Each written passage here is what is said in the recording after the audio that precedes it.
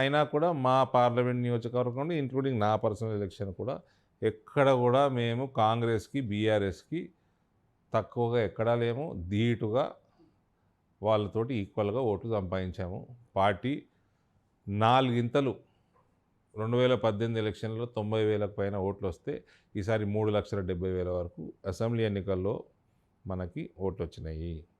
90,000 వచ్చినప్పుడు 90,000 నుంచి 470,000 దాకా 4,70,000 దాకా మా ఓటు శాతం పార్లమెంట్లో పెరిగింది.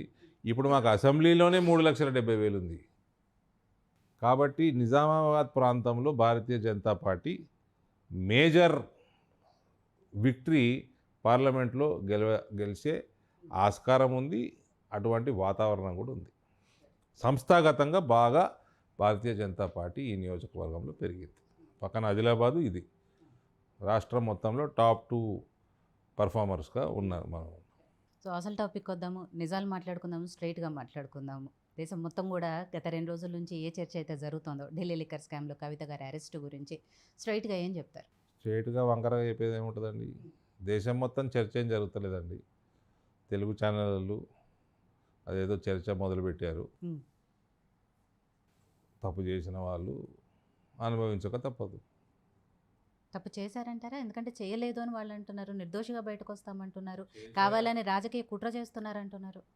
వాళ్ళు ఏమంటున్నారు ముఖ్యం కాదు కదండి. ఈడీ ఛార్జ్ షీట్లో ఏం రాసింది, సిబిఐ ఛార్జ్ షీట్లో ఏం రాసింది ముఖ్యం. ఆ ఈడీలతో బీజేపీ రాయించింది అనేది కదా.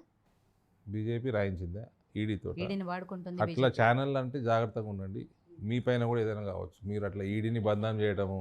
ఇప్పుడు సుప్రీంకోర్టులో కూడా కేసు డిలే అవుతూ ఉంది. అంటే సుప్రీంకోర్టు కూడా బీజేపీ నడుపుతుందా? అట్లా ఛానల్లో కూడా మీరు రెస్పాన్సిబుల్గా క్వశ్చన్స్ అడగాల. ఇర్రెస్పాన్సిబుల్ అంటే యోయో ఛానల్ ఈడీని వాడుకుంటున్నారు. మల్లారెడ్డి గారిది నాకు ఆప్తుడు, చెప్తా ఉన్నా, రెస్పాన్సిబుల్గా అడగండి క్వశ్చన్స్. ఈడీని బీజేపీ నడుపుతుంది, సిబిఐని బీజేపీ నడుపుతుంది అంటే ఆ సిబిఐ వాడు ఈడీ వాడు ఏదో రోజు రియాక్ట్ అయ్యారు అనుకోండి, అది ఛానళ్ళకు కూడా ప్రాబ్లమే. అదే అంటున్నాను, ఈడీని బీజేపీ నడిపిస్తుందని యోయో ఛానల్ మల్లారెడ్డి గారు విజితను అడగట్లేదు.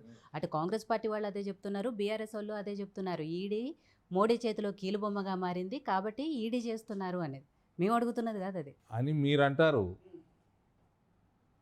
వాళ్ళు అనేదానికంటే 100 రెట్లు ఎక్కువ చేస్తున్నారు ఛానల్ వారు. అందుకని జాగ్రత్త అని చెప్తున్నా. మళ్ళీ మీరు పోయి మీరు ఆ సిబిఐ వాడు ఏమైనా చేసిండు అనుకోండి ఛానళ్ళని, అంటే నేనేం మీ మీద ఇది కాదు, ఏదన్నా ఓవర్గా చేశారనుకోండి, అన్న చేశాడు అనుకోండి, మరి మీరు ప్రాబ్లంలో పడతారు. ప్రాబ్లం వస్తే అరవింద్ గారు ఉన్నారు మాకు. అందుకనే చూడండి, మీ ఛానల్ని తక్కువ చేసి నేను మాట్లాడితే మీకు కోపం వస్తుంది. అది మీ ఇన్స్టిట్యూషన్. అట్లా ఈడీ సిబిఐ వాళ్ళ పనులు వాళ్ళు చేస్తున్నారు. వాళ్ళని కూడా రాజకీయాలకు ముడిపెట్టడం కూడా తప్పు.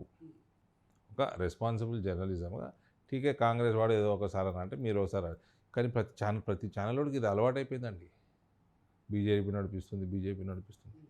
డిపార్ట్మెంట్లు అన్నీ పనిచేస్తున్నాయండి మోదీ గారి నాయకత్వంలో. 5,000 కోట్లు ఈడీ సీజ్ చేస్తే 2004 నుంచి 14 వరకు 1,10,000 కోట్ల దాకా 2014 నుంచి 2024 వరకు అదే ఈడీ సీజ్ చేసింది.